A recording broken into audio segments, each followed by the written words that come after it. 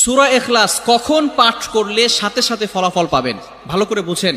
সূরা ইখলাস হচ্ছে পবিত্র কোরআনুল কারীমের ভিতরে ছোট সূরাদের ভিতরে অন্যতম একটি সূরা। তবে ফজিলতের দিক থেকে সূরা ইখলাস হচ্ছে গুরুত্বপূর্ণ ফজিলত, এবং এই সূরাটা এমন একটা সময় আল্লাহ পাক রব্বুল আলামিন নাজিল করে দিয়েছেন যখন আল্লাহ রাসূল সাল্লাল্লাহু আলাইহি ওয়াসাল্লাম দ্বীনের প্রচার করতে লাগলেন।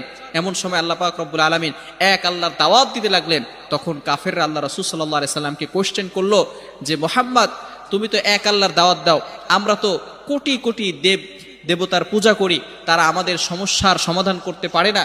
তুমি যে আল্লাহর দাওয়াত দাও সেই আল্লাহ কয়জন এবং সেই আল্লাহর সন্তান আছে কিনা?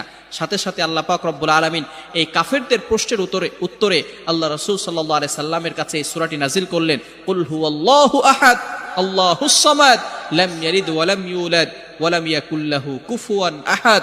আল্লাহ পাক রব্বুল আলামিন এক, অদ্বিতীয়, এবং আল্লাহ